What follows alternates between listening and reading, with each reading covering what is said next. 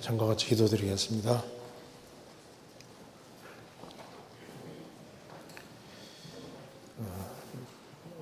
은혜와 사랑이 풍성하신 하나님 아버지, 주일을 맞이해서 저희들을 한자리에 불러 모아주시고 또 주의 말씀을 배울 수 있는 기회를 주신 것을 감사합니다.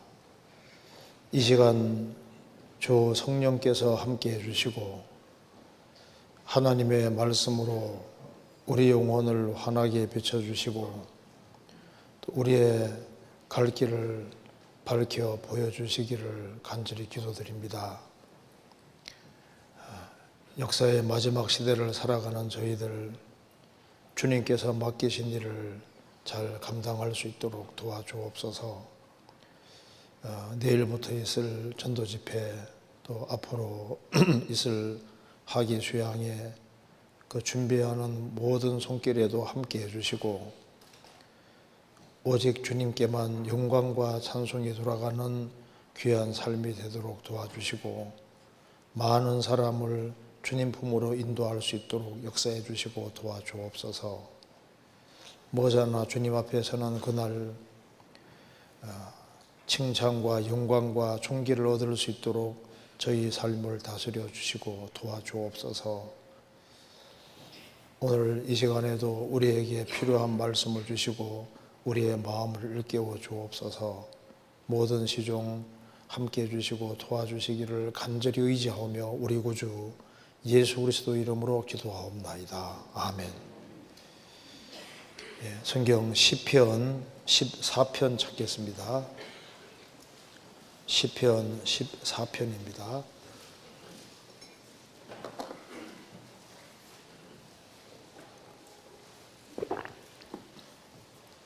제가 1절부터 끝절까지 제가 읽겠습니다. 어리석은 자는 그 마음에 이르기를 하나님이 없다 하도다. 저희는 부패하고 소행이 가정하여 선을 행하는 자가 없도다. 여호와께서 하늘에서 인생을 굽어 살피사 지각이 있어 하나님을 찾는 자가 있는가 보려 하신즉 다 치우쳤으며 함께 더러운 자가 되고 선을 행하는 자가 없나니 하나도 없도다. 죄악을 행하는 자는 다 무지하뇨 저희가 떡 먹듯이 내 백성을 먹으면서 여호와를 부르지 아니하는도다. 저희가 거기에서 두려워하고 두려워하였으니 하나님이 의인의 세대에 계심이로다. 너희가 가난한 자의 경영을 부끄럽게 하나 오직 여호와는 그 피난처가 되시도다. 이스라엘의 구원이 시온에서 나오기를 원하도다. 여호와께서 그 백성의 포로된 것을 돌이키실 때 야곱이 즐거워하고 이스라엘이 기뻐하리로다. 거기까지입니다.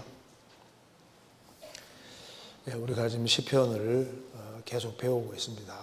오늘은 시편 14편을 배우려고 하는데요.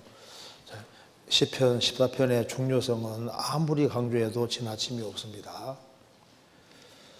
모든 성경은 하나님의 감동으로 이제 기록이 되기 때문에 시편 14편도 성경 전체 속에 있는 내용이고 또 이것이 또 신약에도 인용이 되어 있습니다.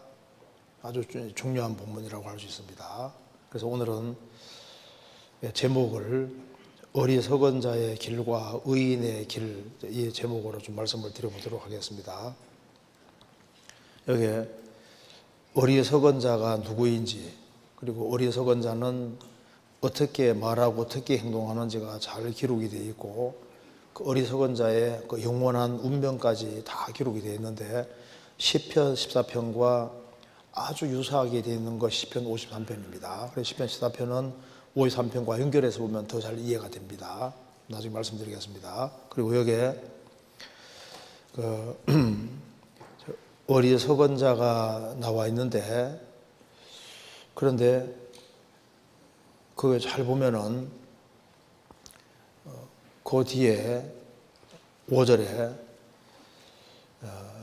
저희가 거기에서 두려워하고 두려워하였으니 하나님이 의인의 세대에 계심이로다. 이게 의인이란 말이 나오잖아요. 그래서 분명히 3절에서는 다 치워졌으며 함께 더러운 자가 되고 선을 행하는 자는 없나니 하나도 없도다 라고 했는데, 의인은 한 명도 없다고 했는데 의인의 세대에 계심이로다. 의인이 나옵니다. 그러니까 여기에 그 어리석은 자가 나오고 그리고 의인이 나오는 겁니다. 그리고 여기 아주 대조적으로 딱 이렇게 기록이 되어 있는데, 이것이 이제 신약에 인용이 되어 있고, 이것이 이제 무슨 뜻인지가 신약에서 설명이 아주 잘 되어 있습니다. 그래서 이걸 한번 같이 좀 말씀을 드려보겠습니다. 여기 이제 먼저 어리석은 사람들이 어떤 사람인지가 먼저 기록되어 있으니까 그걸 먼저 살펴보고, 그 다음에 의인이 없고 다 죄인인데 의인이 있고 의인의 세대에 하나님이 같이 계시다고 했습니다.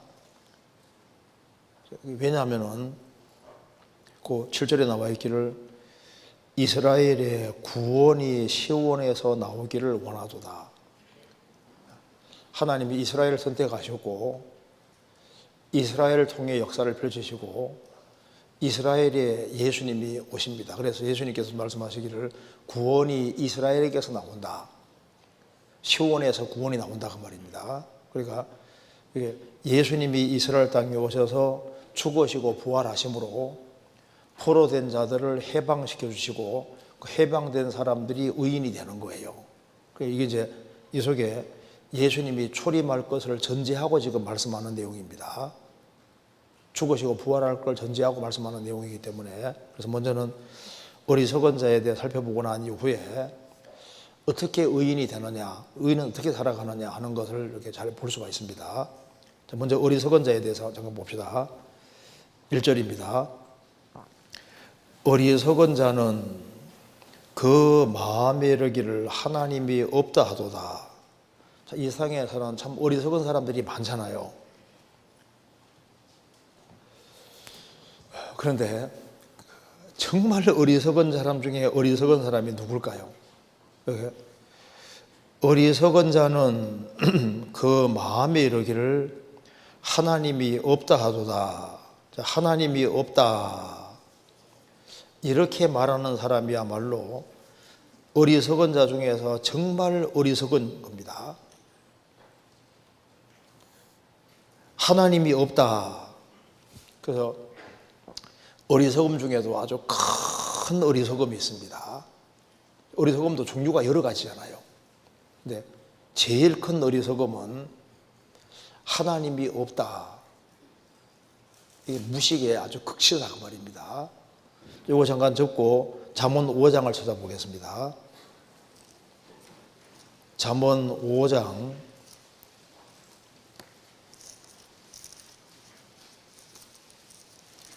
23절, 22절 보겠습니다.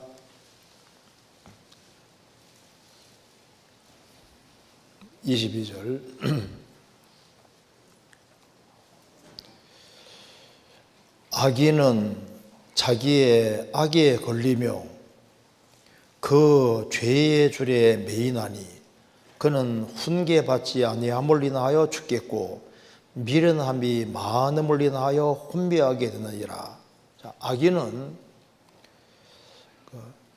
여기 1절에 내 아들아 대조적인 사람입니다. 구원 안 받은 사람이에요.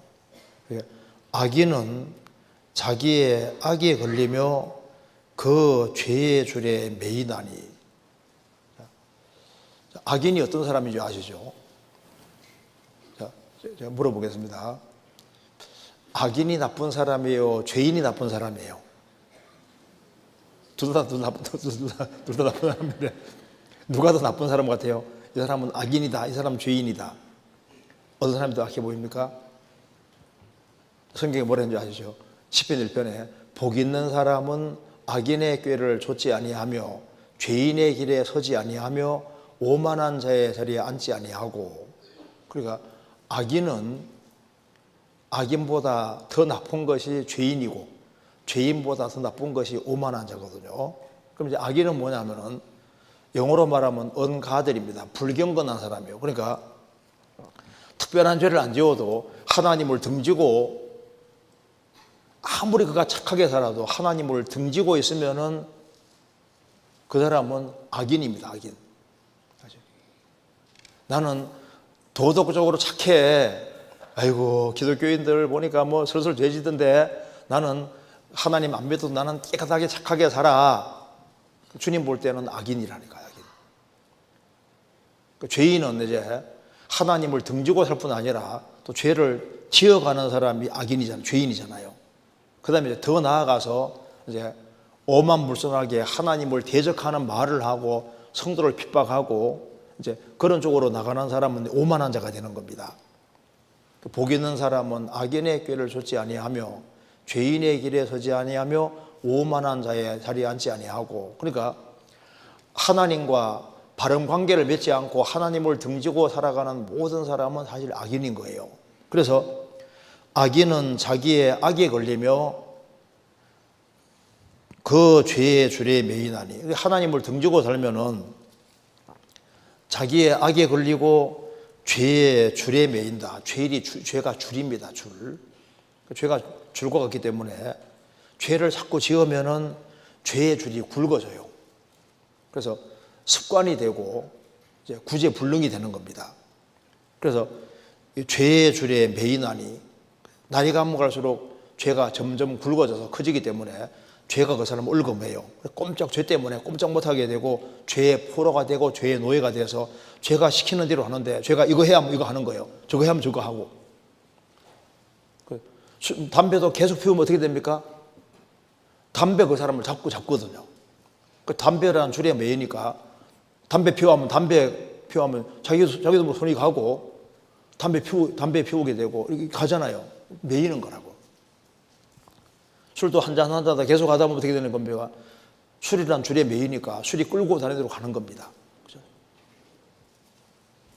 그래서 성경에 이제 맥주 감사절은 맥주 감사절로 보이고 전부 다. 그리고 이제 성경 말씀 듣다가도 디모데에게 주님 바울 사도 말했지 않습니까? 내 비위와 자주 나는 병을 인하여 포도주를 조금씩 써라. 그거 성경에 나와 있거든요. 그런 것처럼 눈에 번쩍 띈다고. 술 먹어도 되는구나. 근데 그게 술 먹어도 된단 말이 아니라 디모데가 위장병이 있으니까 약용으로 조금 써라. 그렇게 돼 있는 걸 가지고서 뭐 그런 말은 뭐 귀에 번쩍 쓰이잖아요. 이렇게. 어쨌든 간에 여기에 죄의 줄에 매인다. 이 죄가 사람을 딱 얽어매는 겁니다. 그래서 그는 훈계받지 아니함을 인하여 죽겠고 미련함이 많음을 인하여 혼미하게 되느니라. 미련함이 많음을 인하여, 이것이 다른 번역에는 미련함의 큼이라고 했습니다. 그래, 큰 미련함 때문에 그건 혼백해 되고 망하게 된다. 그러니까 이제 미련함이 많음을 인하여, 다른 번역에는 미련함의 큼을 인하여, 큰 미련함을 인하여. 그러니까 미련함 중에도 아주 큰 미련한 것이 있는 거예요. 큰 미련 중에서, 어리석은 것 중에서 진짜 큰 것이 뭐냐? 마음에 이러기를 하나님이 없다 이렇게 말하는 사람은 한마디로 어리석은 사람이다, 이렇게 성경에서 정의를 하고 있습니다. 그러면 이제 왜 하나님이 없다고 하느냐 물으면은 눈에 안 보이니까 없다, 보통 이렇게 말하거든요. 하나님 봤냐? 못 봤잖아. 하나님 어디 있어? 없잖아. 안 보이잖아. 눈에 안 보이니까 없다고 생각합니다. 눈에 보이는 것보다 보이지 않는 게 훨씬 더 많잖아요. 그런데 하나님이 없다고 하는 주된 이유가 뭐냐면은 죄를 지어도 당장 형벌이 임하지 않잖아요. 악한 일에 징벌이 속히 실행되지 않으므로 인생들이 악을 행하기에 마음이 담대하도다. 그 죄를 지어도 당장 형벌이 안 오니까 하나님 없다 생각하고 담대히 죄를 지어가는 거예요. 욥기 11장 11절에 하나님은 허망한 사람을 아시나니 악한 일은 상관치 않으시는 하나 다 보시느니라. 악한 일은 상관 안 하는 것처럼 보이지만은 다 보시느니라. 백성 중 우둔한 자들아 너희는 생각하라. 무지한 자들아 너희가 언제나 지혜로울고 눈을 지으신 자가 듣지 아니하시랴. 귀를 지으신 자가 듣지 아니하시랴. 자, 눈을 만들고 귀를 만들어 주신 하나님께서 보고 듣지 않겠느냐? 착각하지 마라 그 말입니다. 시편 94편에 나와 있잖아요. 그러니까 악에 대해서 당장 형벌이 없다고 해서 하나님 없다 그렇게 말하는 것도 어리석은 겁니다. 그런데 하나님을 부인하는 이유 중에 제일 주된 것은 악인의 형통입니다. 의인의 고난이에요. 그러니까 하나님이 계시다면 하나님은 의롭고 선하신 분인데 어떻게 악인 중에 죽을 때까지 잘 나가는 악인도 있잖아요.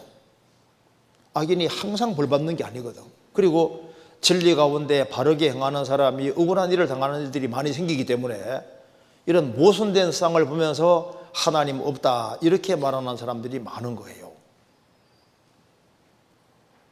성경에도 말합니다. 강도의 장막은 형통하고 하나님을 진노케 하는 자가 평안하니 하나님의 그 손에 후히 주심이니라. 욥기 12장에 말한 대로 남의 것을 뺏어먹는 강도인데 잘 돼가는 거예요. 형통한 거예요. 하나님의 그 손에 후히 주신다. 악인도 관찰하면 잘 돼가는 경우 얼마든지 있잖아요.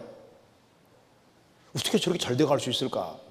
그런데 진리 가운데 바르게 살려고 하는 사람은 억울한 일을 많이 당하고 참 비참하게 죽기도 하고 별일이 다 벌어지잖아요. 그러니까 하나님은 없다 이렇게 생각하는데 그것도 착각입니다.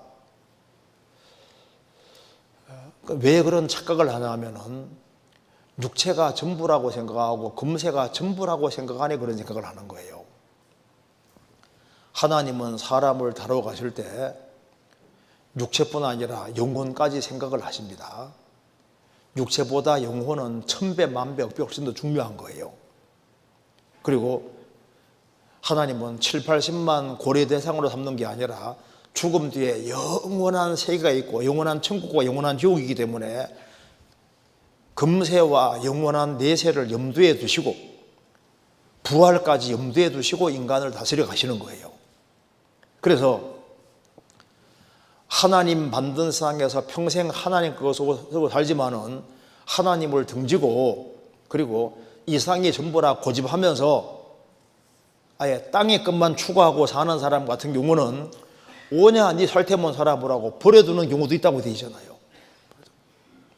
그래서 금세를 형통하기 전에다가 딱 죽음 건너가는 즉시 그대로 경각간에 지옥에 떨어진다고 되어 있잖아요. 하나님은 사람 속이 다 보이기 때문에 진리를 찾는 마음이 조금이라도 있으면 오히려 인생을 어렵게 하시고 곤란하게 하시고 인생이 아주 기구하기도 하시고 그렇게 해서라도 사람을 구원시키려고 하는 거예요. 자, 그런데 그러니까 사람이 이제 하나님을 부인한 이유가 여러 가지가 있는데 눈에 안 보이니까 악에 대해서 당장 형벌이 없으니까 또 한 가지는 악인이 더 잘 돼가고 의인이 고난받는 것을 보기 때문에 그런데 제일 주된 이유는 따로 있습니다. 시편 14편 1절입니다. 어리석은 자는 그 마음에 이르기를 하나님이 없다 하도다. 왜 없대 하느냐?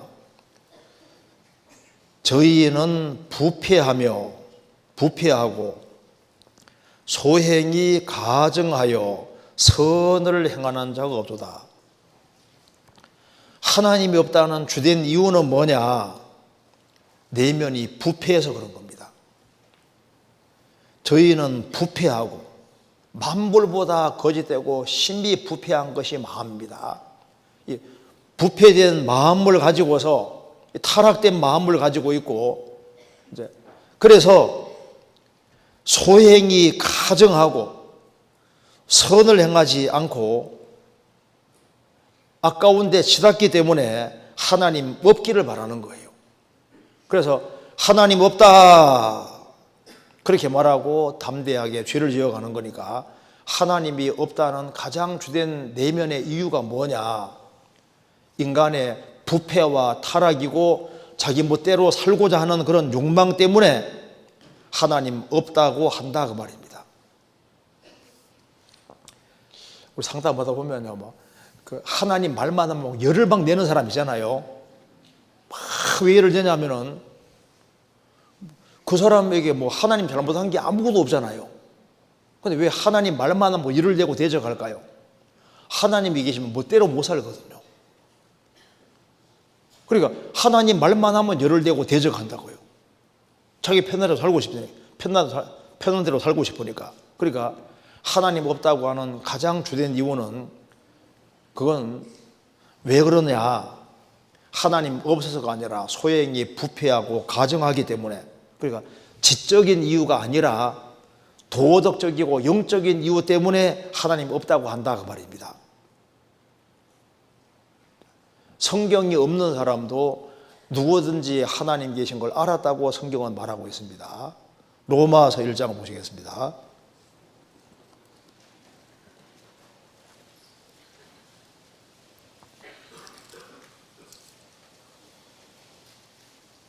(1장) 18절.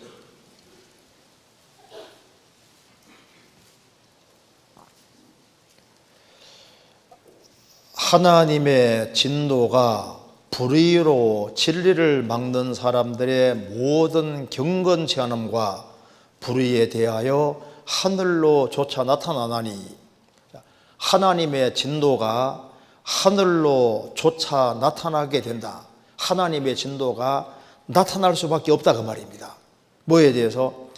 불의로 진리를 막는 사람들의 모든 경건천함과 불의에 대항하여 하나님의 진노가 하늘로 나타나는데, 사람들의 모든 경건천함과 불의에 대항해서 나타나게 된다. 어떤 사람이냐 하면은 진리 불의로 진리를 막는 모든 사람, 불의로 진리를 막는 모든 사람, 불의로 진리를 막는데 진리가 속에서 올라오는데 이걸 막는다 그 말입니다.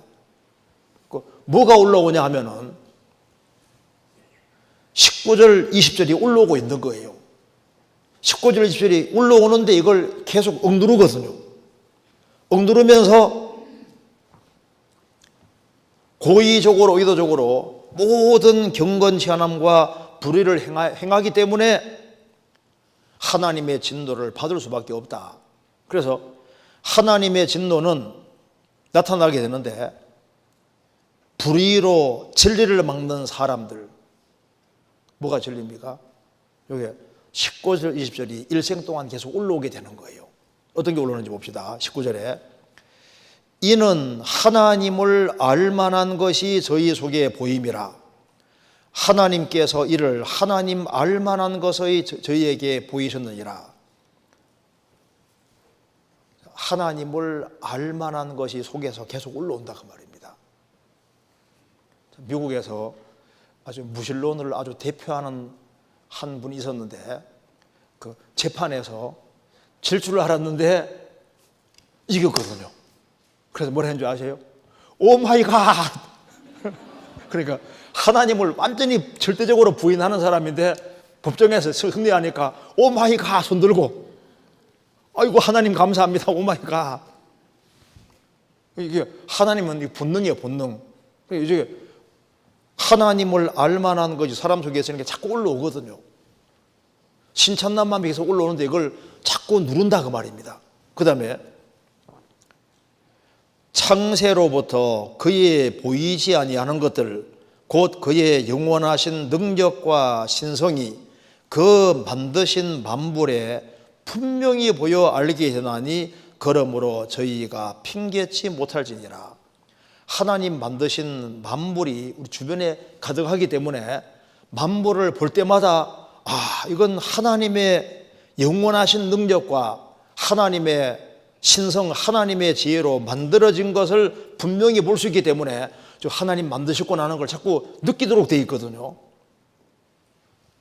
만드신 게 확실함에도 불구하고 자꾸 누른다 그 말입니다. 과학이 최고로 발달한 우리 시대에도 굴 껍데기 하나 못 만듭니다. 아시잖아요. 굴 껍데기 하나 못 만들어요. 소라 껍데기 하나 못 만듭니다. 파리 한 마리 못 만들잖아요. 인간이 만들 수가 있는 게 아니라고. 그러니까 매일 과일을 먹고 밥을 먹고 이제 보면 만들어진 게 맞거든요.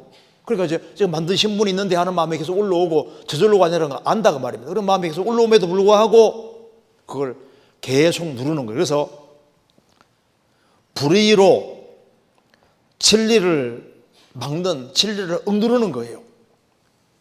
하나님 찾는 마음이 올라와도 딱 누르고, 만드신 게 맞는데 그 마음이 올라도 자꾸 누르는 거예요. 그걸 누르면서 모든 경건 제한함과 불의를 행하기 때문에, 그래서 결국은 하나님의 진노를 받을 수밖에 없다. 그래서 진리를 억누르면서 속에 하나님 찾는 마음이 올라오고 만물 봐도 알 수 있음에도 불구하고 이제 담대하게 죄를 지어간다 그 말입니다. 그래서 인간이 만든 이론 중에서 가장 어리석은 이론이 있다면 뭐라고 말할까요? 첫째는 무신론인 거예요. 무신론. 시편입니다.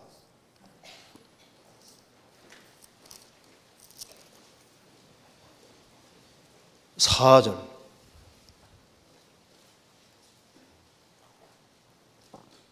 같이 읽어보겠습니다. 악인은 그 교만한 얼굴로 말하기를 여호와께서 이를 감찰치 아니하신다 하며 그 모든 사상에 하나님이 없다 하나이다. 하나님은 없다. 무신론상 이것이 인간의 어리석음의 끝이다 말입니다. 여기 이제 E.C. 스테드먼이라는 사람은 이렇게 말합니다. 나는 망원경으로 하늘을 휩쓸었지만 하나님 찾지 못했다. 그러니까 하늘을 막 망원경으로 막 아무리 휩쓸어봐도 하나님은 없더라. 망원경으로 하나님 보이냐고요. 하나님 명이신데. 우리 리차드 도킨슨 영국 사람 있잖아요. 그 사람은 하나님이 없다고 아주 공공연하게 말합니다. 그걸 굉장히 선전을 많이 했잖아요. 그래서 아마 신은 없을 것이다. 걱정 말고 인생을 즐기라. 그걸 광고까지 만들어서, 그러니까 하나님은 없으니까 걱정 말고 인생을 즐기라. 그렇게 하려고 했는데 그건 너무 과하다 해가지고 아마도란 말을 집어넣은 겁니다. 하나님 없다 하니까 막 너무 강력하다. 그래서 딜을 해가지고 할 수 없이 아마도란 말을 집어넣었다 그럽니다. 하나님은 없다. 걱정 말고 이제 인생 즐기라. 이렇게 문구를 쓰려고 했는데 많은 사람이 반대했답니다.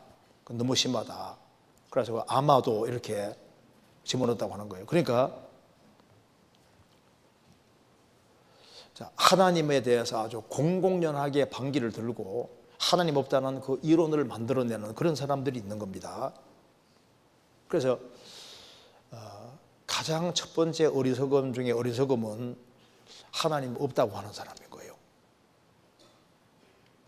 무신론. 또 하나는 여기 시편 봅시다. 33편.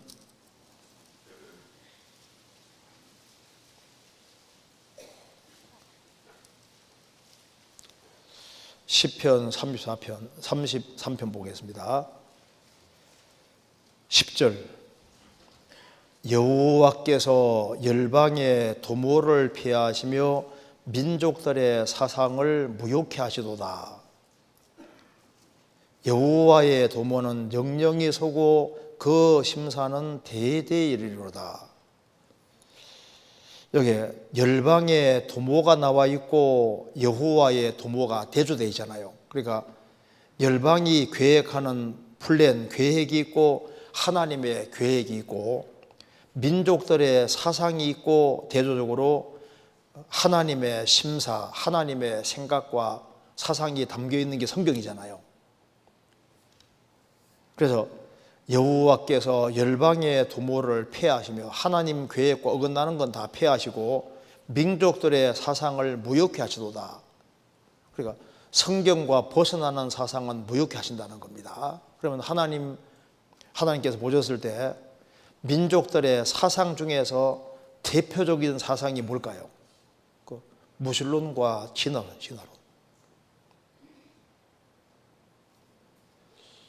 그 진화론 때문에 많은 사람이 타락하고 멸망했습니다. 그래서 우리 시대도 그 진화론의 폐해가 굉장히 크잖아요. 그러니까 인간을 타락시키는 이론이 뭐 여러 가지가 있는데 그 주된 줄기가 무신론, 그 진화론인 거예요. 그리고 이 진화론을 실제로 받아들이는 사람이잖아요. 그 진화론을 진짜 믿고 있는 사람은 그럼 인간은 진화의 산물에 불과하니까 인생에 궁극적인 의미는 없습니다. 그죠? 그럼 인간은 물질 덩어리에 불과하니까 죽음으로 끝인 거예요. 이제 그러니까 우리 시대에 이 악이 많이 자행되는 주된 뿌리가 뭘까요? 그 무신론이 들어가 있고 신을 두려워하지 아니하고 그리고 인간은 진화됐다. 죽음으로 끝이다. 인간은 물질 덩어리다. 영혼 같은 건 없다. 이제 이렇게 생각하는 사람이 나중에 큰 사고를 줄 수 있는 겁니다. 너 어차피 죽을 인간이니까 내가 먼저 죽여줄게. 그래서 공산주의라든가 그런 가지고 무신론에 기초한 사상들이 많잖아요. 그런 사람들이 아주 끔찍한 짓을 저지르는 거예요. 끔찍한 짓을. 자, 여기 시편 14편 봅시다. 그래서 여기에 이게 어리석은 자는 1절에 어리석은 자는 그 마음에 이르게 하나님 없다 하도다. 저희는 부패하고 소행이 가증하여 선을 행하는 자가 없도다. 그러니까 하나님 없다고 생각하니까 점점 담대하게 죄를 짓습니다.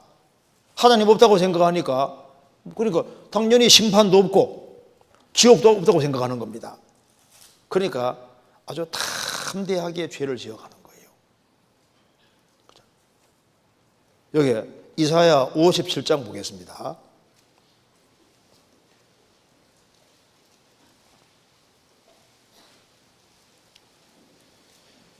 57장 11절입니다.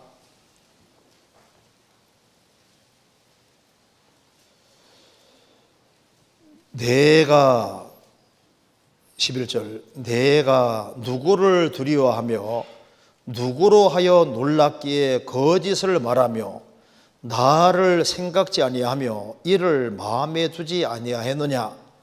내가 나를 경외치 아니하면 내가 오랫동안 잠잠함을 인함이 아니냐. 하나님 말씀했습니다. 내가 하나님을 두려워하지 아니하고 누구를 두려워하며 누구로 하여 놀랍기에 거짓을 말하며 함부로 거짓말하고 하나님을 생각지 아니하며 하나님과 하나님께 관계되는 그런 것들을 마음에 두지 않고 그렇게 담대하게 악을 행하느냐. 내가 나를 경외치 아니하면 너가 나를 경외치 않고 나를 무시하고 살아가는 이유는 내가 오랫동안 잠잠함을 인함이 아니냐. 내가 오랫동안 잠잠히 있다는 이유 하나 때문에 당장 형벌하지 않는다는 이유 하나 때문에 너가 나를 무시하고 사는 것은 아니냐.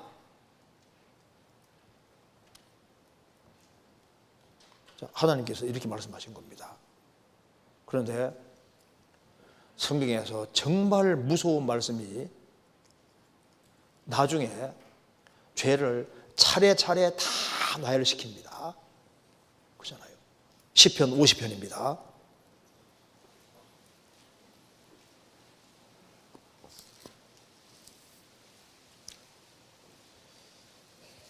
16절입니다.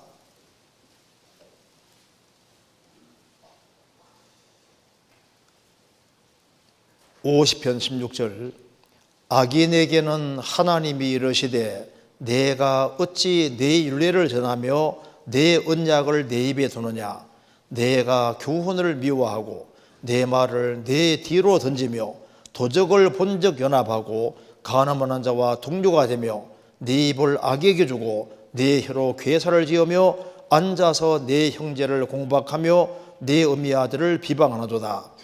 내가 이 일을 행하여도 내가 잠잠하였더니 내가 나를 너와 같은 줄로 생각하여도다. 그러나 내가 너를 책망하여 내 죄를 내 목전에 차례로 베풀리라 하시는도다.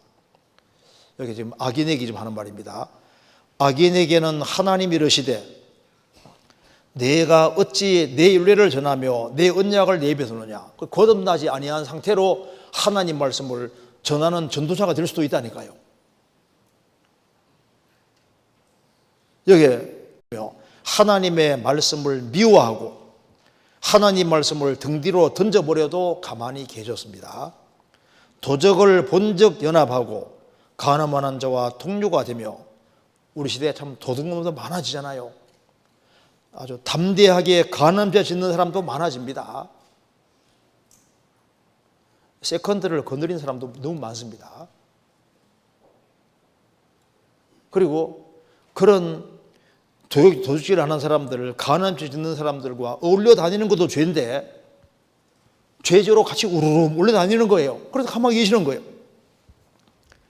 네 입을 악에게 주고 네 혀로 괴사를 지으며, 입으로 막 온갖 악한 말을 하고, 그리고 혀로 괴사를 지으며 사기친다 그 말입니다. 혀로 말로 사기치는 사람도 많잖아요. 그래도 가만히 계셔요. 앉아서 네 형제를 공박하며 네 어미 아들을 비방하는도다. 형제끼리 싸우고 막 재산 때문에도 문제가 생기고 막 하는 문제도 생기는데 서로 비방하는데 가만히 계셔요. 내가 이 일을 행하여도 내가 잠잠하였더니 내가 나를 너와 같은 줄로 생각하였도다. 그러나 내가 너를 책망하여 내 죄를 내 목전에 차례로 베풀리라 하시는도다. 심판대 앞에 서면은 죄를 차례차례 나열을 할 거다 그 말입니다. 그래서 22절에 하나님을 잊어버린 너희여 이제 이를 생각하라. 그렇지 않으면 내가 너희를 찢으리니 건질 자 없으리라. 하나님을 잊어버리고 사는 너희여 방금 말한 거 기억하라. 하나님은 살아 계시기 때문에 인생을 결산을 해야 되고, 하나님 앞에서는 죄가 다 드러나고 하나님은 차례차례 다 나열시킬 거니까 이걸 생각하고 빨리 죄 문제를 해결하라 그 말입니다. 그렇지 않으면 내가 너희를 찢으리니 건질 자 없으리라. 우리가 잘 아는 그 도스토옙스키 알지 않습니까? 러시아 문호. 그 사람 얘기한 것 중에 만약에 신이 존재하지 않는다고 사람들이 확신만 한다면 사람은 못할 일이 없다. 그러니까 신이 없다고 확신만 할 수 있다면 무슨 짓이든지 할 수 있다 그 말입니다. 하나님이 안 계신데. 그러니까 왜 사람들이 그 담대하게 아까운 살아가냐면 실제로는 하나님 없다고 생각하니까 그런 거예요. 그리스도인들도 그리스도인의 심판대가 있다는 걸 진짜 믿으면은 자기 편한 대로 살 수 있겠습니까? 그러니까 하나님을 사람이 농담으로 생각하는데요, 천지를 창조하신 하나님은 농담 같은 거 안 하십니다. 성경은 농담이 아니잖아요. 그리고 이 죄 가운데 살아가면 살아갈수록 무지하게 됩니다. 시편 14편 보겠습니다.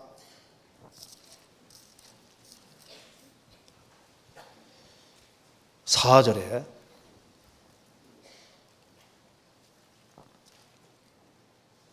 죄악을 행하는 자는 다 무지하뇨. 자, 죄악을 행하는 사람은 특징이 뭡니까? 다 무지하뇨. 정말 다 무지합니다. 그러니까 죄를 많이 범하면 범할수록 어떻게 됩니까? 총명이 어두워지게 되는 거예요. 생각이 캄캄하게 바뀝니다. 얼마나 무식하면은 하나님 없다고 이제 담대히 속으로 하나님 없다 하다 나중엔 담대하게 하나님 진짜 없다 이렇게 큰 소리 치고, 그리고 이제 막 살아가는 거예요. 예수님이 십자가 위에서 뭐라 하신지 아시죠? 아버지여 저들을 용서해 주십시오. 저들은 자기들이 하는 것을 알지 못하나이다. 그리스도를 못 박으면서도 몰라요. 그리스도인지도.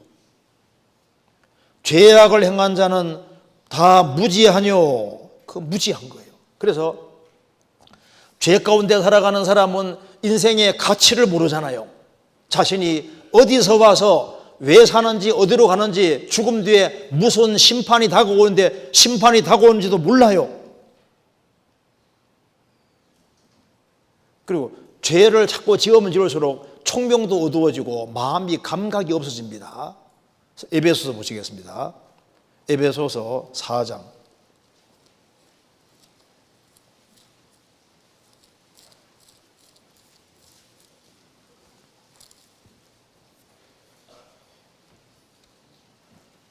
17절입니다.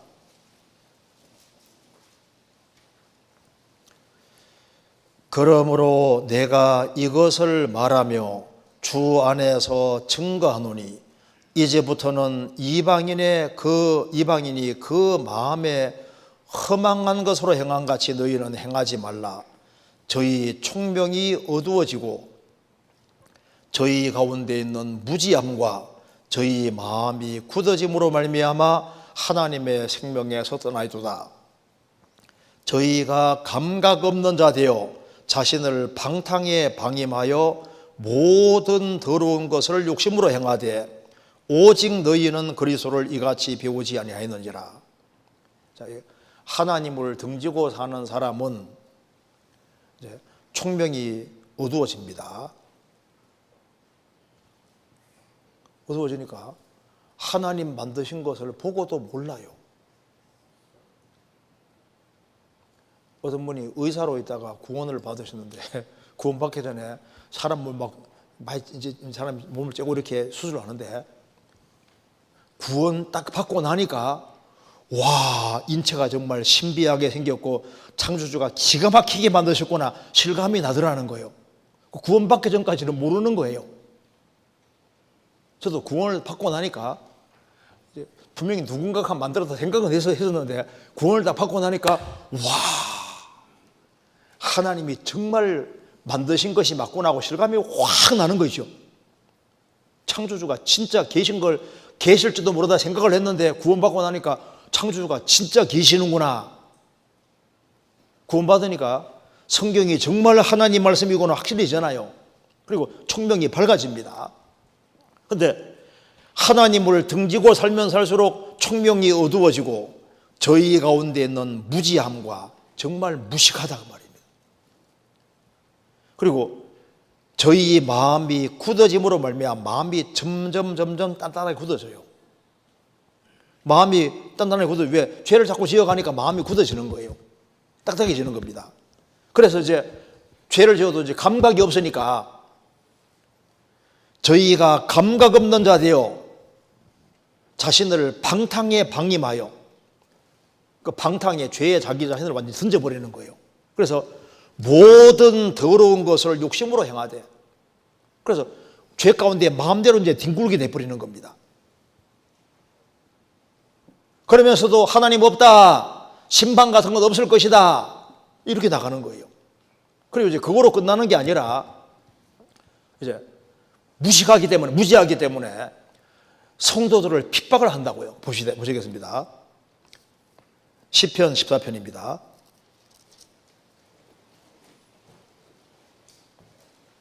4절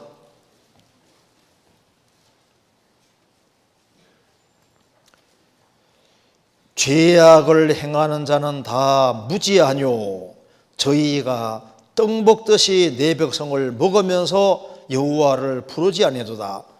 자, 떡 먹듯이란 말이 무슨 말인지 아시죠? 밥 먹듯이 밥을 매일매일 먹잖아요. 매일 먹듯이 밥 먹듯이 하나님의 백성을 내 백성을 먹는다. 떡 먹듯이 하나님 백성을 먹어요. 어떻게? 잡아먹는다 그 말입니다.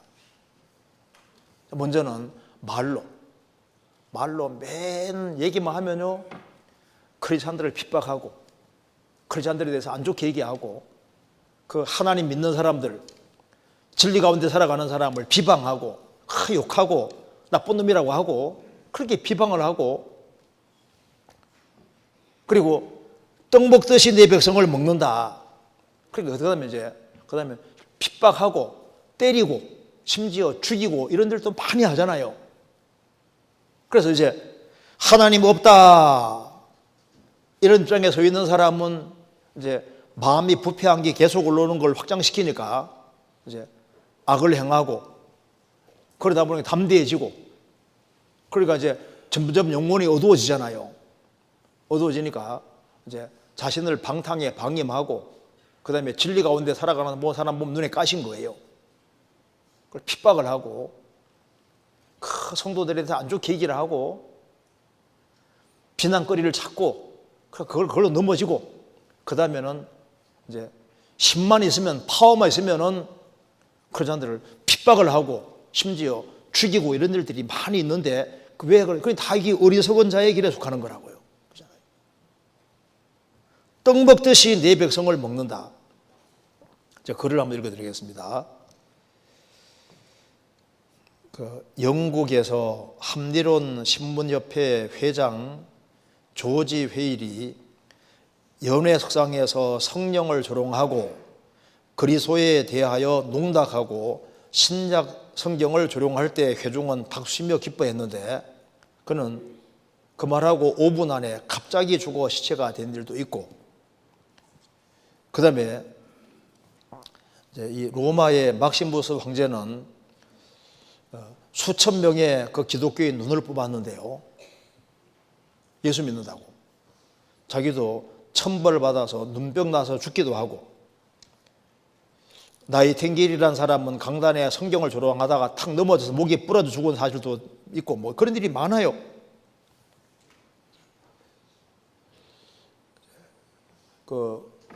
우리 살롬에 세례 요한 목을 벤 사람이 누군지 아시죠? 세례 요한 헤롯 분봉왕 세례 요한의 목을 맸는데, 세례 요한이 헤로디아가 원래 자기 분봉왕 헤롯의 남동생이거든요. 근데 분봉왕 헤롯이 로마에 가보니까 빌립의 자기 남동생의 아내 헤로디아가 너무 멋있는 거예요. 그래서 동생 아내를 뺏어 자기가 차지한 겁니다. 그러니까 이제 세례 요한이 그러면 안 된다고 책망을 했잖아요.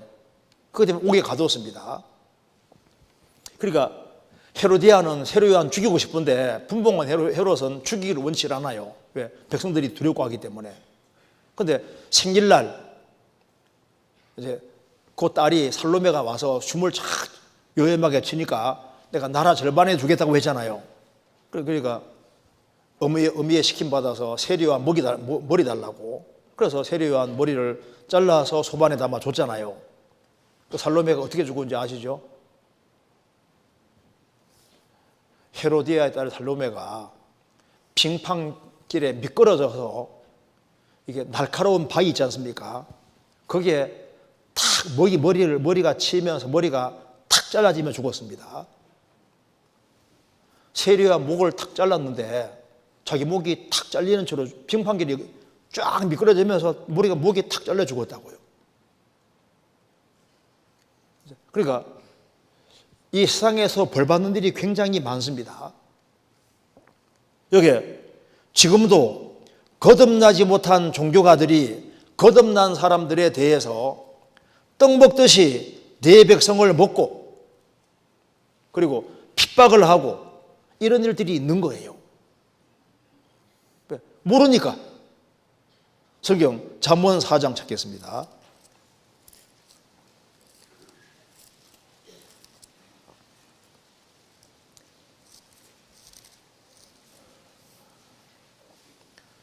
(4장 17절)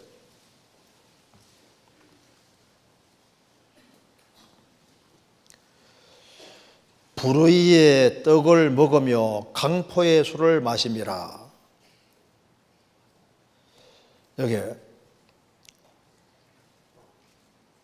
16절에 말씀하기를 그들은 악을 행하지 못하면 자지 못하며 사람을 넘어뜨리지 못하면 잠이 오지 아니하며 불의의 떡을 먹으며 강포의 술을 마심이라. 무슨 말입니까? 불의의 떡을 먹는다는 말은 떡은 밥입니다. 밥. 밥 먹듯이 매일매일 뭐 하느냐? 불의를 죄 짓는 것을 밥 먹듯이 한다고 말이에요. 그러니까 죄 짓는 게 상습인 거예요. 상습. 그래서 불의를 떡 먹듯이 매일매일 불의를 행하니까 거짓 교훈은 철도 받아들이는 거예요. 그래서 왜 진화론도 쉽게 받아들이냐 하면은 그래야지 멋대로 살 수 있거든요. 뭐 진화론이 진리이기 때문에 받아들이냐고요. 콩 심은 데 뭐나요? 콩 나잖아. 파 심은 데 팥 나잖아요. 원숭이는 원숭이 납니다. 사람은 짐승이 아니에요. 그럼에도 불구하고 왜 속 받아들이냐 하면은 밥 먹듯이 죄를 지어가니까 자기가 죄 짓는 걸 합리화시켜주는 그런 이론을 찾고, 그래서 자기가 편한 대로 사는 것을 옹호하는 그런 이론은 속 받아들이는 거예요. 그게 진리이기 때문에 받아들이는 게 아닌 거라고요. 그게 진리가 아니지만 진리이기를 바라는 겁니다. 그러게 되기를 바라는 거예요. 그래야지 멋대로 살 수 있잖아요. 우리 시대에 왜 거짓된 교훈을 잘 받아들일까요? 마음이 타락되고 거짓되기 때문에 거짓된 이론을 찰도 받아들이고, 그래서 자기 편한 대로 사는 길을 인정해주는 그 이론을 쫙 받아들이는 거예요. 그렇잖아요. 불의의 떡을 먹으며, 그러니까 떡 먹듯이 밥 먹듯이 불의를 행한다고 말입니다. 그러니까 항상 죄를 고집하는 거예요. 죄를 회개하지 않습니다. 그렇기 때문에 결국은 심판을 받을 수밖에 없는 거예요. 여기 불의의 떡을 먹으며 강포의 술을 마심이라. 이건 조금 더 설명드리고 이거 한번 성경 한번 찾아보시겠습니다. 불의의 떡을 먹는다는 말은 성경 찾아봅시다. 시편 68편입니다.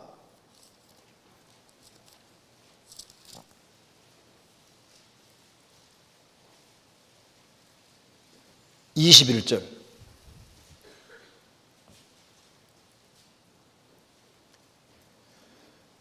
그 원수의 머리 곧 그 죄가에 항상 행하는 자의 정수리는 하나님이 쳐서 깨치시로다. 그 원수의 머리, 누가 원수입니까? 그 죄가에 항상 행하는 자, 불의의 떡을 계속 먹는 사람, 밥 먹듯이 계속 악을 고집하는 사람, 그 사람의 머리는 정수리를 쳐서 깨뜨리다. 주님께서 아주 박살낼 걸 말씀하는 겁니다. 시편 55편 19절입니다.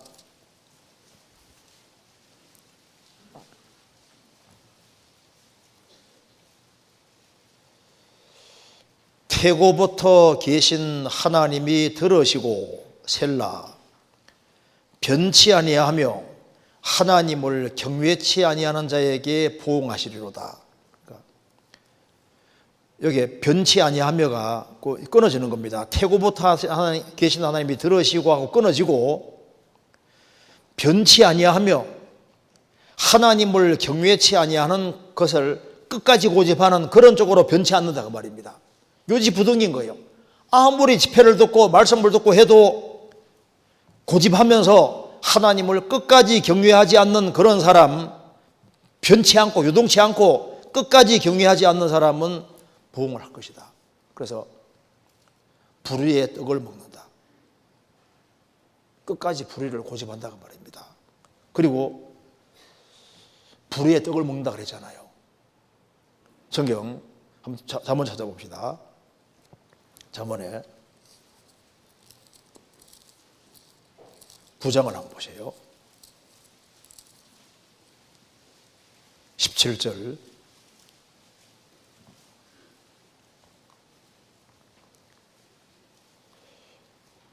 도적질한 물이 달고 몰래 먹는 떡이 맛이 있다 하도다.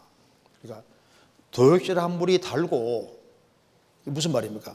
몰래 먹는 떡이 맛이 있다. 그러니까 성경에는 물도 흐르고 떡도 있는데, 말씀의 떡이 있고 성령 역사가 있는데, 그런 건 싫고 도적질한 물, 몰래 먹는 떡은 뭐냐면은 하나님 말씀을 벗어나 사는 것이 재밌다 그 말입니다. 성령 역사가 없는 곳에, 그리고 하나님 말씀이 없는, 하나님 말씀을 어기고, 정상적인 결혼 생활은 싫으니까 외도하는 것, 이런 삶이 더 좋고, 그리고 진리 가운데 살아가는 것은 스릴이 없다. 그러니까 나는 하나님 말씀을 어기고 살아가는 이쪽에 스릴을 느끼면서 그게 재밌다고 하면서 하나님 말씀을 어기고 살아가는 그 행동을 계속 택하는 게 뭡니까? 그 불의로 떡을 먹는 거예요. 그래서 사무엘 4장에 강포에 술을 마심이라. 자, 떡은 보통 매일매일 먹잖아요. 술은 보통 가끔씩 마시는데 폭죽 가끔씩. 그러니까 강포에 술을 마심이라. 그러니까 강포, 아주 포악한 짓을 하고 나쁜 짓을 하고 가끔씩은 아주 큰 죄를 짓는 것을 스릴 느끼는 거야. 자, 떡을 먹으면 밥 먹듯이 밥을 먹으면서 그 다음에는 가끔씩은 강포에 술을 마시는 것처럼 죄를 지어서 아주 큰 죄를 한 번씩 크게 저지르는, 술 많이 먹으면 큰 죄를 저지르잖아요. 이제 그렇게 가끔씩은 아주 큼지막한 죄를 지어가는 거예요.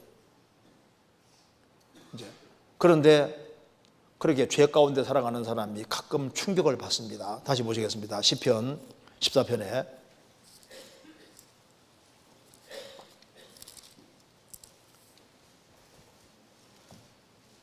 4절, 죄악을 행하는 자는 다 무지하뇨. 저희가 떡 먹듯이 내 백성을 먹으면서도 여호와를 부르지 아니하노도다. 저희가 거기에서 두려워하고 두려워하였으니 하나님이 의인의 세대에 계심이로다. 세대란 말은 무리로 바꿀 수도 있습니다. 의인의 무리에 계심이로다. 그러니까 떡 먹듯이 하나님 백성을 먹고 대적했다가 가끔씩은 충격을 받아요. 하나님이 함께 하시네. 어느 사람 성도를 핍박하다가 꼼질하는 거예요. 이러다가 내가 큰 벌 받겠구나. 그걸 주님께서 깨닫게 해주시는 겁니다. 교회를 대적하는 사람도 어느 때는 하나님 정말 계실지도 모른다는 생각이 들어서 덜컥 겁을 낸다 그 말입니다. 저희가 두려워하고 두려워하였으니 하나님이 의인의 세대에 계심이로다. 사울도 예수 믿는 사람을 그렇게 핍박을 하다가 사도행전 9장에서 다메섹 도상에서 예수님 만납니다. 사울아 사울아 어찌하여 나를 핍박하느냐. 네 시온이니까 나는 내가 핍박하는 예수니라. 그대로 오그러졌잖아요. 성도들을 핍박한 것이 예수님 핍박하는 거라는 걸 깨닫고 꾸꾸러져 버렸습니다. 저희가 거기에서 두려워하고 두려워하였으니 하나님이 의인의 세대에 계심이로다. 그리고 두려움을 느끼면서도 의인의 세대에 계시는구나 하는 걸 느꼈으면 회개하고 돌이켜야 되잖아요. 그런데 충격받는데 그래도 더 마음을 강팍히 해서 더 공격적으로 나오면 어떻게 되느냐 이렇게 돼버리는 겁니다. 시편 53편 보겠습니다. 시편 53편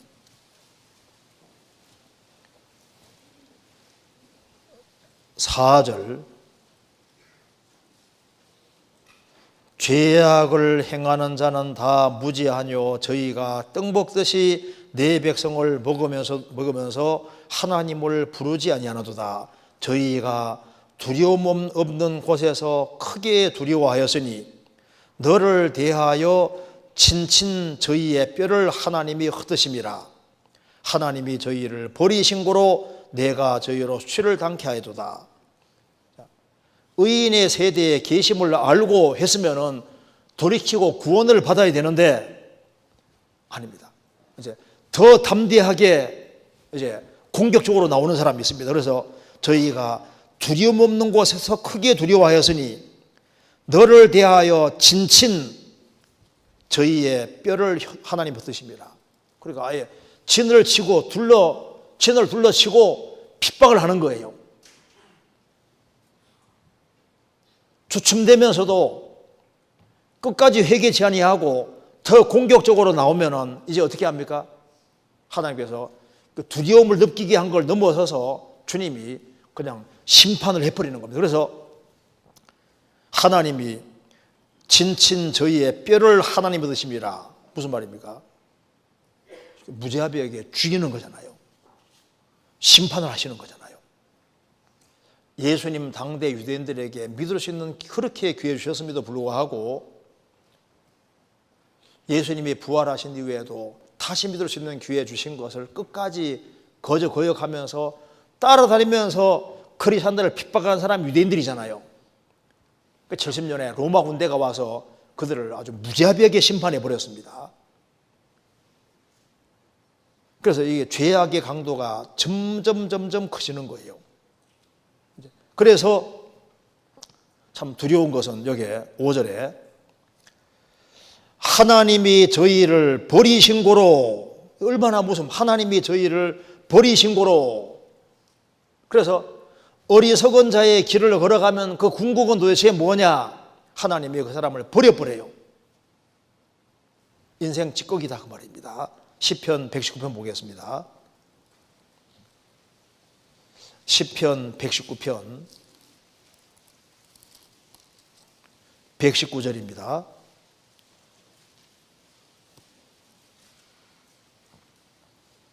제가 읽겠습니다. 주께서 세상의 모든 악인을 찢기같이 버리시니 그러므로 내가 주의 증거를 사랑하나이다.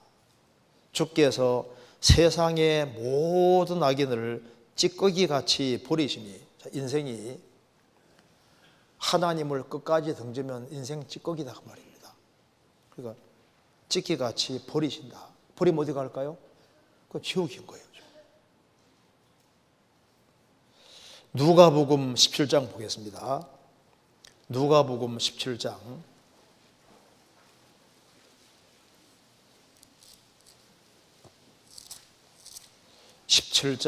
34절.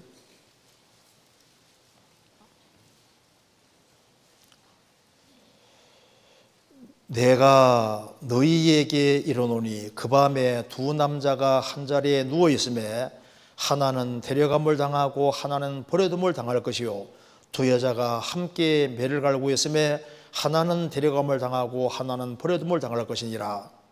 저희가 대답하여 가로되 주여 어디 오니이까? 가라사대 죽음 있는 곳에는 독수리가 모이느니라 하시니라.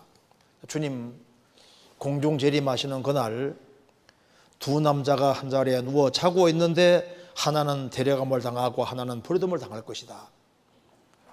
두 여자가 한 맷돌을 갈고 있는데 하나는 데려감을 당하고 하나는 버려질 것이다. 그래서 제 아들이 궁금해 물었습니다. 주님, 그러면 버려둠을 당하는 사람은 어디입니까? 운명이 어떻게 되는 겁니까? 라고 물으니까 예수님께서 죽음이 있는 곳에는 독수리가 모이느니라. 들림받지 못하고 지상에 남겨진 사람은 7년 혼란 속에 들어가서 뭘 엎드러지느냐? 시체로 엎드러지게 된다. 남겨진 사람은, 버려진 사람은 결국은 시체가 될 것이고, 그러면 7년 혼란 속은 굉장히 경제적으로 모든 것이 다 황폐하고 어렵게 될 때니까 결국은 엎드러지게 되고 어떻게 되는 겁니까? 짐승의 밥이 되고, 시체로 엎드러지니까 독수리가 모이고 까마귀가 모이고 짐승이 와 따듬는다고 성경에 여러 군데 나와 있잖아요. 운명은 버려지면 시체다 그 말입니다. 그리고 하나님을 등지는 길을 택했기 때문에 결국은 짐승의 밥이 되고, 그거로 끝이 아니라 그 뒤에 영원한 지옥까지 떨어지는 일이 벌어지잖아요. 그래서 주님을 등지는 길을 택하는 그 운명이 여기에 쫙 기록이 되어 있는 겁니다. 이제 영국의 저명한 정치철학자인 토마스 홉스가 하나님을 참 대항하고 많은 사람을 타락시켰는데, 그가 마지막 말 속에 내가 온 세상을 갖고 있다면 단 하루를 살기 위해 기꺼이 내어주리라. 그 세상에서 빠져나올 구멍을 산다면 나는 기쁠 것이다. 나는 지금 어둠으로 뛰어들고 있구나. 죽음 건너가면서요. 이제 내가 온 세상을 갖고 있다면 단 하루 살기 위해 기꺼이 내어줄 거다. 이제 죽음 건너가면 그대로 멸망이니까. 죽음 건너가는 사람, 구원 안 받은 사람은 소망이 없습니다. 그러니까 우리가 잘 아는 그 볼테르도 그 하나님 조롱 많이 한 사람이잖아요. 그 사람이 이렇게 말했습니다. 나는 하나님과 인간에게 버림을 받아서 만일 당신이 의사입니다. 자기들을 보고 있는 의사에게 몇 살 동안만 살게 해줄 수 있다면 내가 당신에게 내 소유의 절반을 주겠소. 나는 지옥으로 갈 거요. 오 예수 그리스도요. 나는 이제 곧 지옥 갈 거기 때문에 지옥에 늦게 가도록 6개월만 더 살게 해준다면 내가 내 재산의 절반을 주겠소. 자, 이게 구원받지 아니한 사람의 임종이 참 너무나도 무섭습니다. 하나님을 많이 조롱한 그 무신론자 인고설이 임종할 때 딸이 물었습니다. 읽어보겠습니다. 아버지, 아무래도 아버지께서 세상에 더 살 것 같지 않은데 죄송합니다만 한 가지 여쭙겠습니다. 저는 아버지께서 돌아가신 후 아버지를 따를까요? 어머니 뒤를 따라 예수 믿을까요? 하니까 아버지가 말하기를 내가 주장하는 무신론은 허무한 것이다.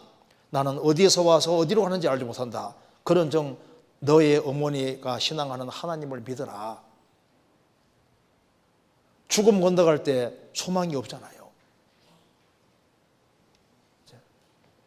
그 외에 어리석은 사람들이 성경에 많이 나오는데 그런데 주님께서 어리석은 자가 되지 않는 길을 여기에 언급하고 있는 겁니다. 여기 다시 보시겠습니다. 시편 14편입니다. 2절입니다. 2절 여호와께서 하늘에서 인생을 굽어 살피사 지각이 있어 하나님을 찾는 자가 있는가 보려 하신즉 다 치우쳤으며 함께 더러운 자가 되고 선을 행하는 자는 없나니 하나도 없도다. 이것이 이제 신약에 인용되어 있습니다. 선을 행하는 사람이 한 명도 없는 거예요. 이제 그래서 하나님께서는 인간이 의인 될 수 있는 길을 만들기 위해서 이스라엘을 택하셨고 이스라엘을 통해서 이제 예수님이 오실 것을 약속하고 있는 겁니다. 그리고 7절에 이스라엘의 구원이 시온에서 나오기를 원하도다. 여호와께서 그 백성의 포로된 것을 돌이키실 때 야곱이 즐거워하고 이스라엘이 기뻐하리로다. 아담 자손은 다 죄인입니다. 죄의 포로가 되어 있고 사탄의 포로가 되어 있는데 그래서 이스라엘의 구원이 시온에서 나오기를 원하도다. 그래서 하나님이 이스라엘 택하셨고 시온 택하셨고 거기에서 그리스도께서 오시는 겁니다. 시편 50편입니다. 시편 50편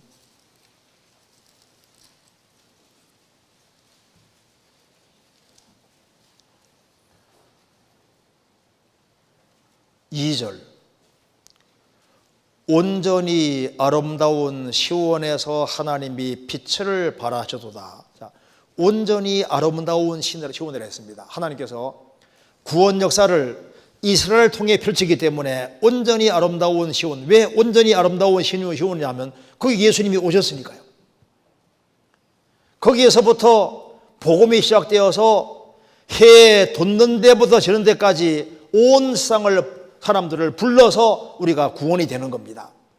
그래서 예수님께서도 구원은 유대인에서 온다고 말씀하신 겁니다. 요한복음 4장입니다. 요한복음 4장 22절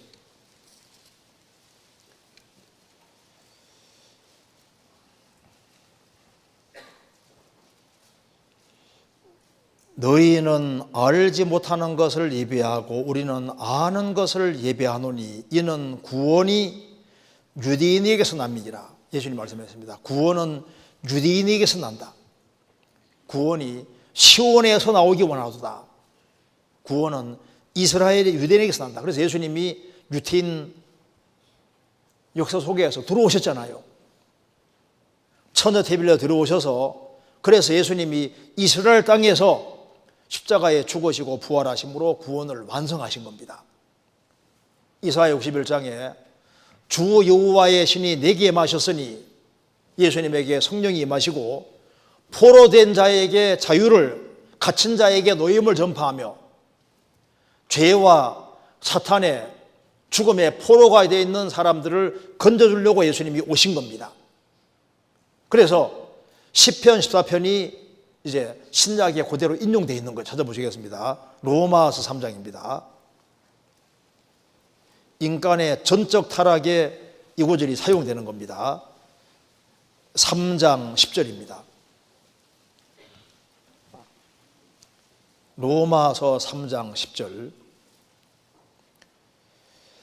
기록한 바 의인은 없나니 하나도 없으며 깨닫는 자도 없고 하나님을 찾는 자도 없고 다 치우쳐 한 가지로 무익하게 되고 선을 행하는 자는 없나니 하나도 없도다. 저희 목구멍은 열린 무덤이요 그 혀로는 속임을 베풀며 그 입술에는 독사의 독이 있고 그 입에는 저주 악독이가 다가고 그 발은 피 흘리는 데 빠른지라. 파멸고 고생이 그 길에 있어 평강의 길을 알지 못하였고 저희 눈앞에 하나님을 두려움이 없느니라 함과 같으니라.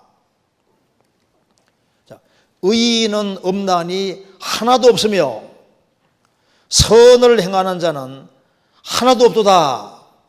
인간의 전적인 타락을 말씀하는 겁니다. 의인은 하나도 없다, 예외가 없다는 겁니다.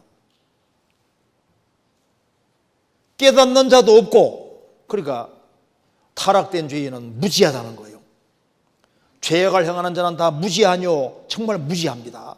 그리고 하나님을 찾는 자도 없고, 어려운 문제가 생기면은 살아계신 하나님께로 물으러 와야 되는데 엉뚱한 데를 물으러 다니는 거예요. 그리고 다 치우쳤으며 하나님의 말씀과 기준에 다 벗어났다 그 말입니다. 다 치우쳤으며, 그리고 한 가지로 무익하게 되고, 그 말은 무익하게 됐다는 말은 지성과 감성과 의지가 다 썩었다 그 말입니다. 그래서 인간이 타락해서 깨달음도 없고 무지하게 되고, 하나님을, 문제가 생기면 하나님을 간절히 찾지도 아니하고 딴 데를 찾고, 그리고 하나님 말씀에 일탈해서 벗어났고 다 한 가지로 무익하게 됐다. 그러니까 지성과 감성과 의지가 다 썩었다 그 말입니다. 그리고 그래서 선을 행하는 자는 없나니, 선을 행할 힘이 없어요. 선을 행하는 사람이 한 명도 없다. 그러니까 어떻게 살아가느냐? 이런 상태니까 요까지가 인간의 본질이잖아요. 그 타락의 결과는 이제 입으로 나옵니다. 13절에 저희 목구멍은 열린 무덤이요 그 혀로는 속임을 베풀며 그 입술에는 독사의 독이 있고 그 입에는 저주 악귀가 다가고, 이 타락한 인간의 가장 첫 번째 모습이 입으로 아주 온갖 말을 하는 거예요. 그 다음에 그 발은 피 흘리는 데 빠른지라. 파멸과 고생이 그 길에 있어 평강의 길을 알지 못하였고 저희 눈앞에 하나님을 두려움이 없는 것 같으니라.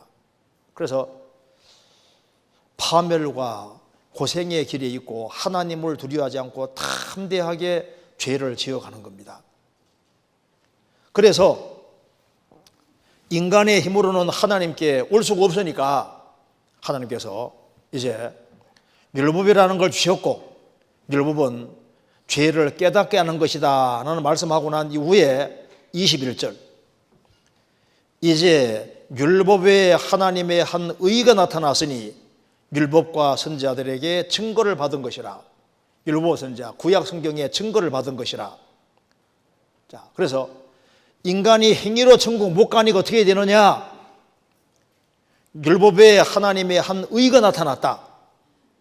예수님이 죽으시고 부활하심으로 구원을 완성하셨습니다. 이걸 받아들이면 의인이 되는 거예요. 그래서 22절에 곧 예수 그리스도를 믿음으로 말미암아 모든 믿는 자에게 미치는 하나님의 의인이 차별이 없느니라.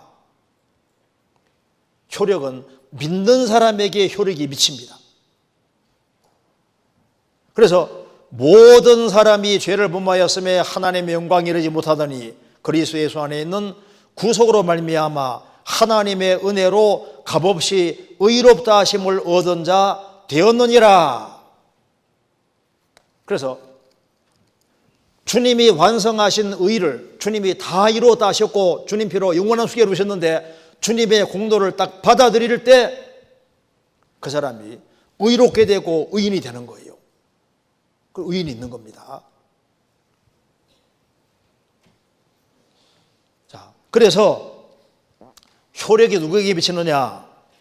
믿는 사람에게 효력이 미쳐요. 믿는 사람. 믿으면은 값없이 의롭다함을 얻고 의인이 되는 겁니다. 그래서 의롭게 된 사람은 어떻게 되느냐? 로마 3장 다시 봅시다. 3장에 이렇게 되는 거예요. 10절에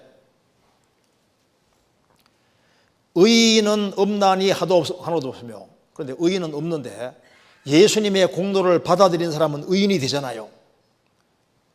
의인이 되면 어떻게 되느냐? 참 신기하게도 깨닫는 자도 없고, 신기하게도 복음을 깨닫는 순간에 성령이 들어오시잖아요.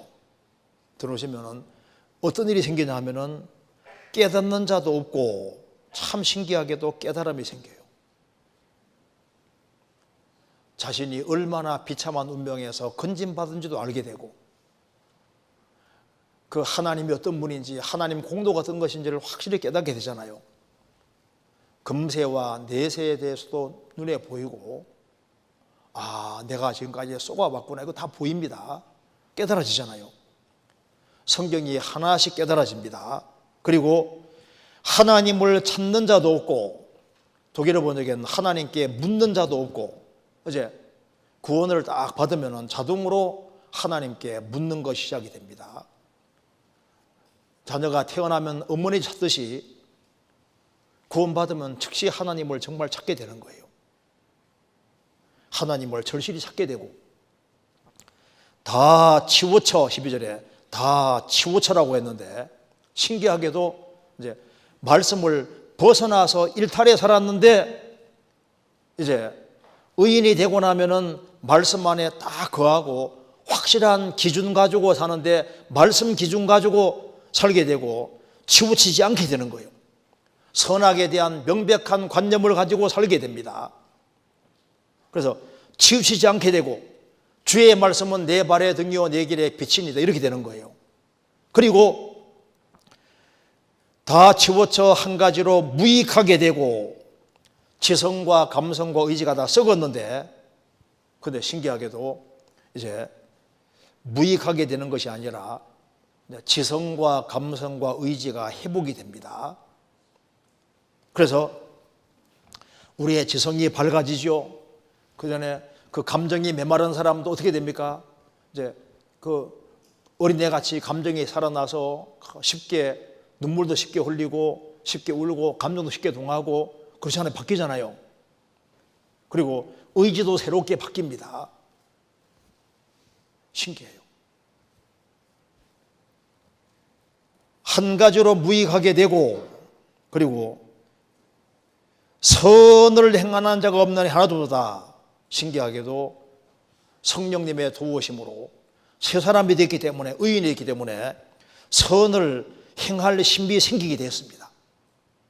그리고 저희 목구멍은 열린 무덤이라고 했는데 그 혀로는 속임 베풀고 입술에는 독사의 독이 있고 그 입에는 저주악독이가 되겠는데 이제는 입이 변했어요. 그래서 하나님을 찬송하는 입으로 바뀌고 구원받은 것을 간증하는 입으로 바뀌고 그리고 입술에 열매가 생겼잖아요. 입이 바뀌었습니다. 그래서 이 아일랜드 쪽에서 복음이 활발하게 전해질 때 이 마부들이요, 이 말을 모는데 말들이 목소리를 못 알아들었대요. 그들이 구원을 경험하고 난 다음에 구원받기 전에는요, 말에게 말할 때도 막 아주 억세게 막 말을 해서 그 말이 잘 알아들었는데, 구원받고 나니까 마부들이 목소리가 바뀌어버려 가지고, 그래서 얘기를 해도 말들이 못 알아듣는 거예요. 말들이 못 알아듣는 방대로 말이 바뀌는 건 말이에요. 그래서 첫 번째 바뀌는 것이 이게 말이잖아요. 말. 주님 감사합니다, 감사합니다, 감사합니다. 바뀝니다. 구원받았으니까 얼마나 감사해요. 천국에 계시니 얼마나 감사해요. 그러니까 입에서 감사의 말이 나오고, 찬송의 말이 나오고, 주님 높이는 말이 나오고, 주님을 옹호하게 되고 하나님을 옹호하는 말을 하게 되고, 그리고 주변 사람에게 전도하는 그런 말로 바뀌잖아요. 그리고 그 발은 피 흘리는 데 빠른지라. 구원받기 전에는 죄 짓는 데 빨랐는데 이제는 이제 교회 다니느라 바쁘잖아요. 구원받으니까 저 교회 그리스도인들이 모이는 모임에 자꾸 나오게 되고, 전도하러 발이 가게 되고, 발이 바뀌잖아요. 그 발은 피 흘리는 데 빠른지라.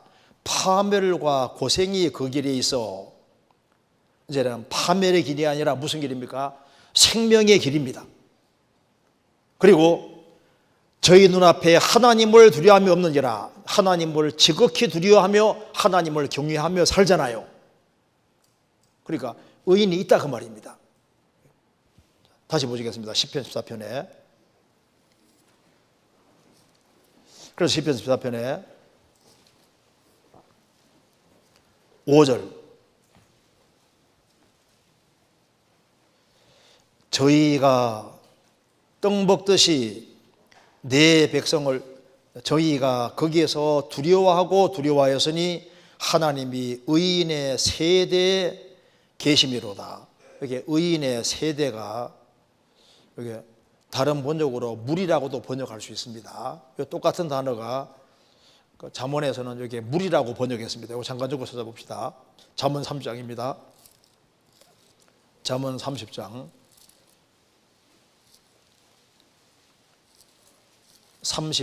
11절.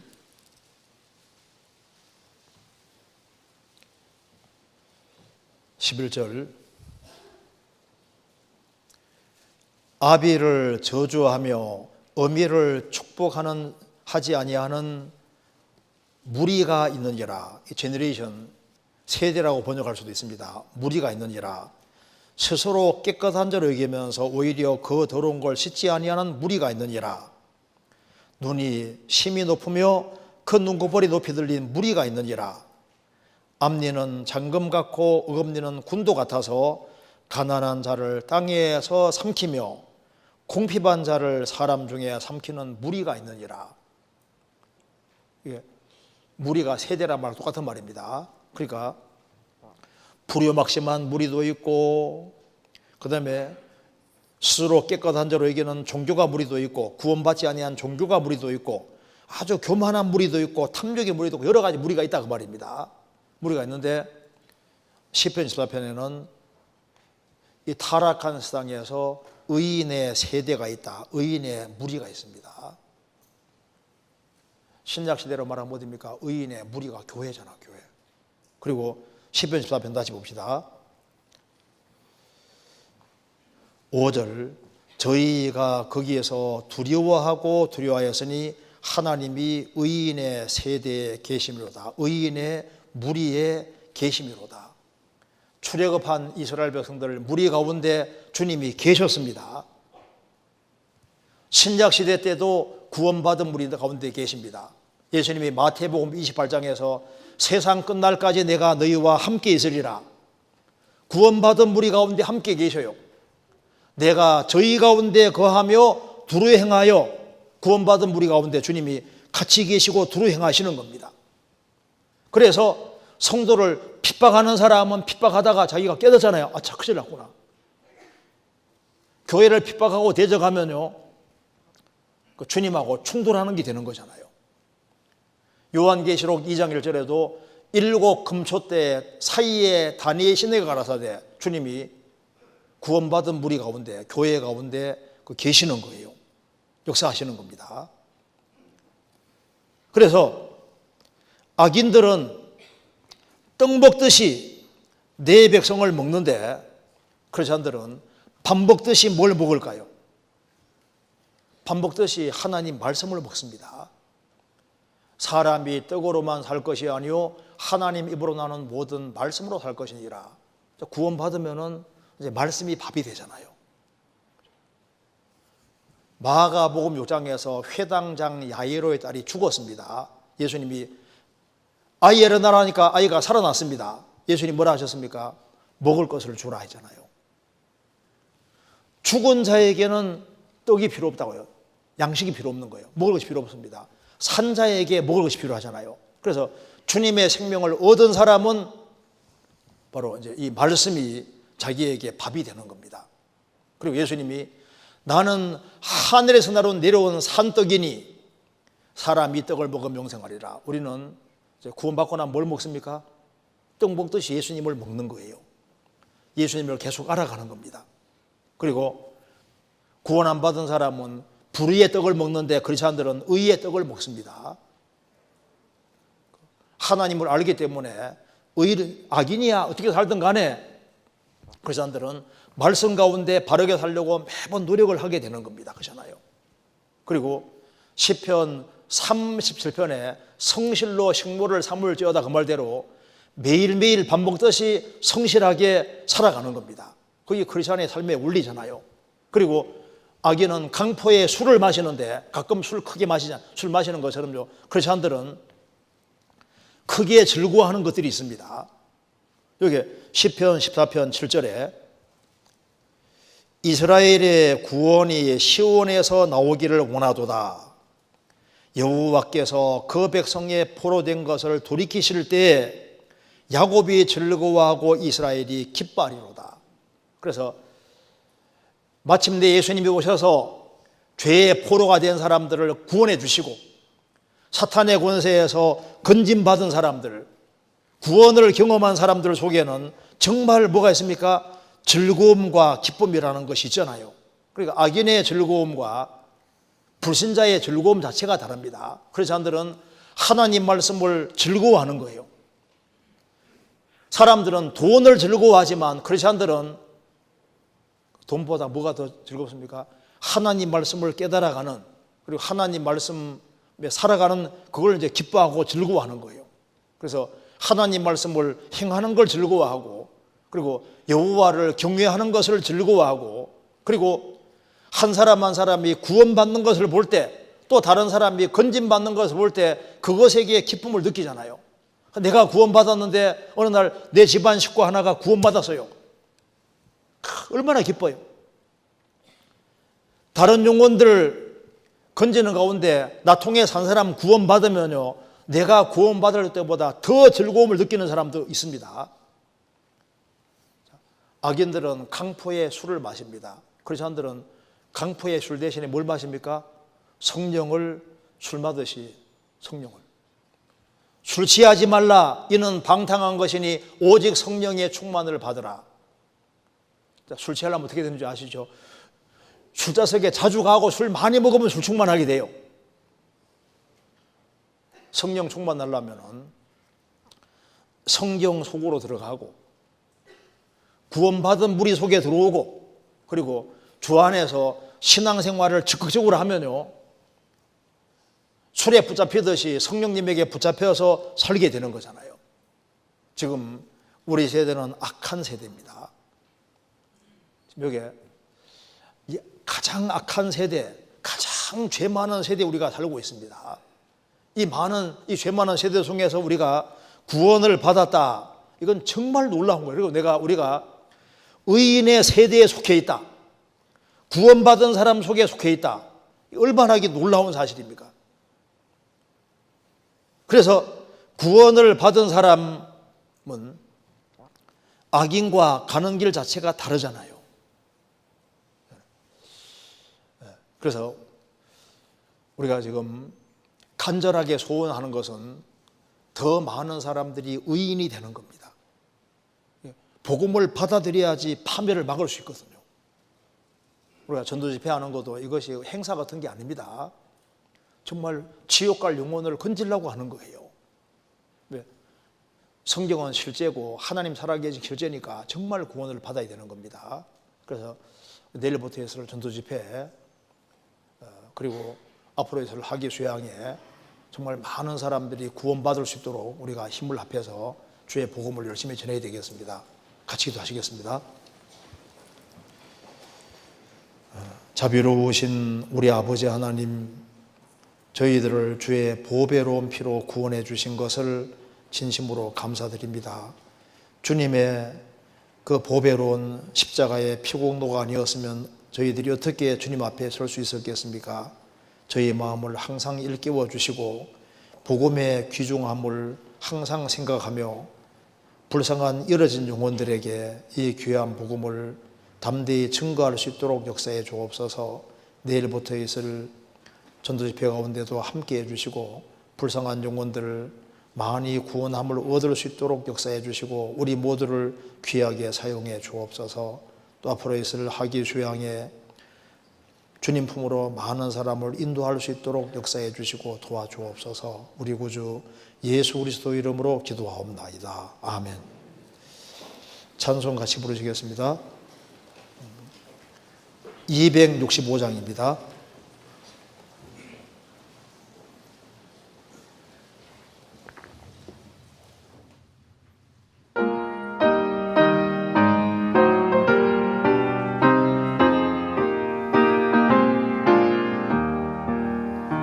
옳은 길 따르라 의의 길 세계 만민의 의의 길 이 길 따라서 살길 온 세계 전하세 만 백성이 나갈 길 옳은 마음 지나서 동튼가 환한 빛 보아라 저기 주 예수의 나라 이 땅에 곧 오겠네 오겠네 주 예수 따르라 승리의 길 세계 만민이 돌아갈 길과 진리요 참 생명 내 창검을 부수고 다 따르라 화평왕 옳은 길 떠나서 동튼다 환한 빛 보아라 저기 주 예수의 나라 이 땅에 곧 오겠네 오겠네 놀라운 이 소식 알리어라 세계 만민을 구하려 내 주 예수를 보내신 참 사랑의 하나님 온 백성이 따를 길 옳은 마음 지나서 동튼다 환한 빛 보아라 저기 주 예수의 나라 이 땅에 곧 오겠네 오겠네 고난 길 헤치고 찾아온 길 많은 백성을 구한 길 모두 나와서 믿어라 온 세상이 마침내 이 진리에 살게